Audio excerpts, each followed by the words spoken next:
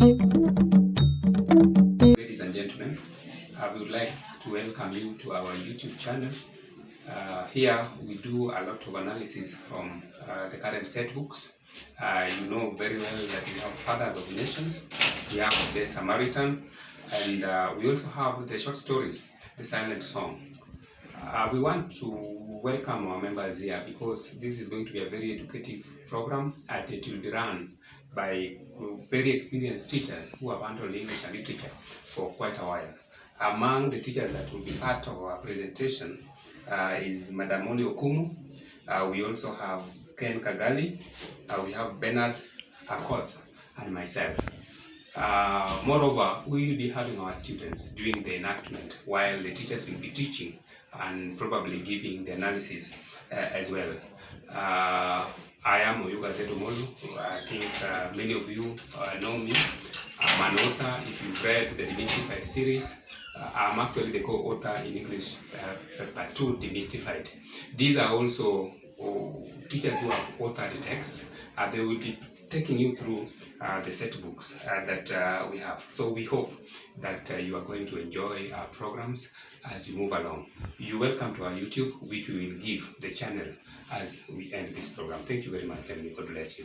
Gentlemen, once again, I want to welcome you to Top Notch series. And as you know, we run a lot of programs, and one of our programs is teaching.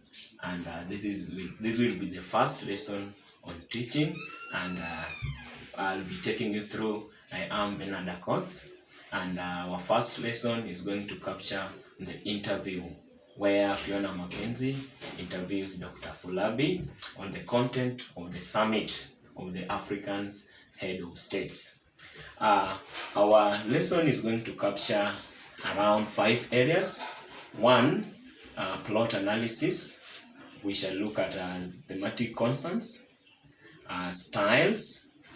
We shall also look at character traits. So feel welcome. Just to begin with, we have the summit, the interview. And the interview, you know, is a dialogue between two people. So this is an episode that comes just immediately after the guide had made the calls. He started with calling Professor Kimani, and in the call, he wanted to know if Kimani had got the briefcase, and actually he instructed him to go through the briefcase and familiarize himself with the content of the briefcase. He also gave out the instructions how to unlock the briefcase by giving the numbers 1, 1, 2, 4. Later, he called the other mobilizers of his content. That was Melusi, Pastor Chemaka, and lastly Engineer Tahir, and gave the same instructions and the same log 1, 1, 2, 4. And then after the excerpt, we see we are introduced to the heads of state in Banjul who are ready for the summit. They are portrayed to be very happy now that they were free from they had escaped from their troublemakers back in their countries. So that is the plot, actually, what comes before and after. Next, I would want us to look at the thematic concerns. We see a lot of issues are coming out from the interview. Just to begin with, when the two meet, Mackenzie introduces herself, and she says that she is Gambian and gives her name. But through the introduction, we realize that she's somebody who understands herself very well. Actually, we see the theme of identity. And the introduction brings up a mix-up where you see she realizes that Afolabi is not comfortable and knows, being a very intelligent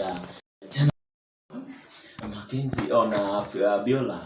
This makes her go further by informing Abiola that however much she looks more white, but she's a Gambian, and explains that she was adopted by the Scots, a family that is Ian Mackenzie's family, that adopted her when her parents died sometimes back. So that one makes her looks more of a Scot and maybe a Gambian. And we see there again, when the name Mackenzie is introduced, we see something like racial discrimination.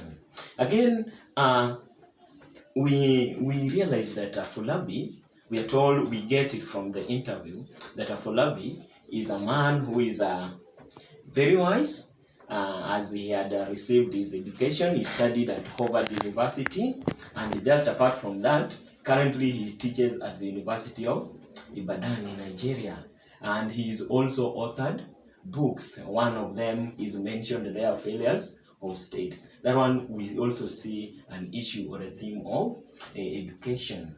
So those are other things we see. And then as they discuss the content of their interview, that is about the President's summits, we see change.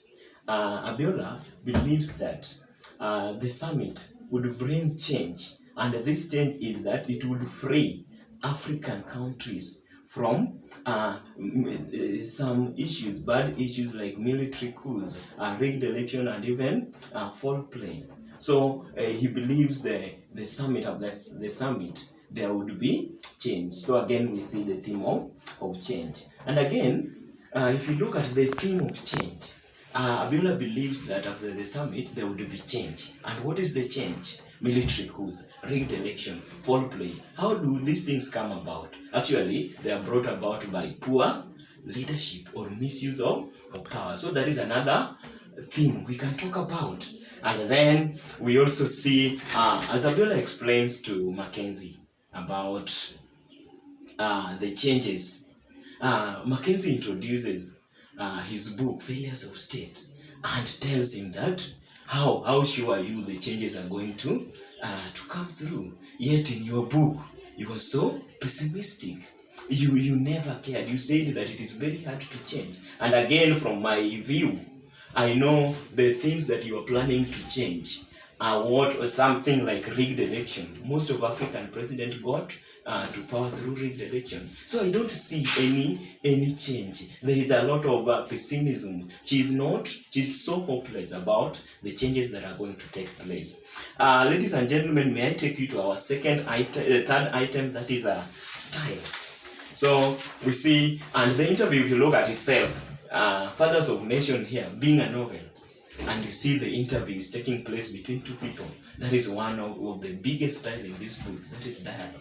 There is a conversation between Afolabi and Mackenzie, and then through their talk we come to see many other styles. Look at when Mackenzie first talks to Afolabi. Afolabi thinks about the lady and describes the lady as cute as a button and sharp as a needle. That one is a simile. The use of as dash, that is a simile. She compares the lady to a button and very sharp as a needle. So that is a simile. We also see metaphor. Actually, when they meet, you know how academic people behave and dress up. So Mackenzie expected to see, she tells Abiola that when I heard about you, when I went through your CV, I thought I was going to meet somebody, an academic scarecrow, dressed in jeans, but she's disappointed. So that is a metaphor when she describes Abiola as an academic scarecrow. And then we see again another style, irony. Irony is actually the opposite of an expectation. When these people first meet, through our simile, Abiola describes Mackenzie as cute as a button and sharp as a needle. But later, towards the end of the interview, what happens? When he realizes that Mackenzie is now against his book, he now describes Mackenzie as a third-rate Gambian news reporter. That is now against what? he had used to describe the same lady. So that is a irony. Again, maybe there we can also talk about flashback. You see, when she does her introduction and realizes that Mackenzie, Abiola is looking at her quizzically. This one raises a lot of things, and she had to explain to Abiola that she was once adopted by Ian Mackenzie when the parents died. This is something that happened a long time ago, so it is brought to us here through flashback. Ladies and gentlemen, maybe we move to our last topic, that is character analysis. Here we only have two characters, that is Miss Fiona Mackenzie, and we also have Dr. Afolabi, or he prefers the name Abiola. So maybe to begin with Mackenzie, through the interview, we see Mackenzie a very, very bold and courageous news reporter. Look at how he calls in Mackenzie, Abiola for the interview. Abiola, please follow me. Look at that. And then he orders him to sit down. And then he starts, and even through the interview, we see her as a very bold and courageous lady. She's also very knowledgeable and very informed about people. She's aware of the content of the president's summit. And we also see she's also aware and have some knowledge on Abiola's education. She can state that this is a guy who studied at Harvard University and currently a teacher at Ibadan University. He must have also gone through Abiola's book and is able to give a verdict that the book was so pessimistic. So we see this is a very knowledgeable person. Again, Mackenzie is very focused. She's very composed. Look at the interview. The interview turns to be very hot. And you see, Abiola even calls her names.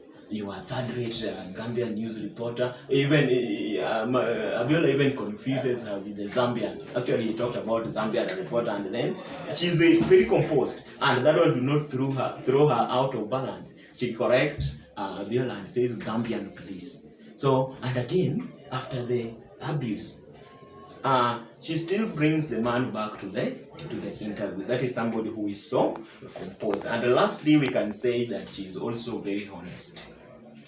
She went through the book, and the author is right in front of her, and she doesn't keep it. She says openly that you are so pessimistic in your story. Again, Africans, we do always want to be associated with the whites. She states it out clearly that however much I have a Scottish name, I am not a Scot, but I am a Gambian. So she's very, very honest. And then we look at Dr. Abiola. When Mackenzie tells him that I heard that you are going to be in the summit, he says, I'm not going to be there. Those presidents invited me, and he said, please note, heads of state wanted me. That is, they are showing a lot of pride. So we say Mackenzie, Dr. Afolabi is a very proud person. And again, he also loses his temper so fast. And we say he's temperamental or he's short-tempered. Look at the interview. When he realizes that Mackenzie is looking down upon his book, what does he say? I thought you are a very good person. So you are just like, you are just a third-rate Gambian. So we say he's so temperamental. He loses his temper so fast and is thrown out of the interview. He loses his temper. So, and even from after losing his tempers, he becomes so abusive. So that is another trait we can see in him. He tells him you are the third-rate Gambian reporter. And just apart from that, we can also say he is so knowledgeable. One, he studied at the Harvard University, and currently he teaches at Ibadan University in Nigeria. And just apart from that, he is also the author of Failures of State. He has authored books, one of them being Failures of State. And again, the biggest thing about the interview, he is going to be an advisor to the presidents. So we also can also say he's so knowledgeable. Ladies and gentlemen, maybe that one marks the end of our first lesson. I hope you've enjoyed the lesson, and maybe we meet in the next lesson when I'll be presenting another lesson. Thank you.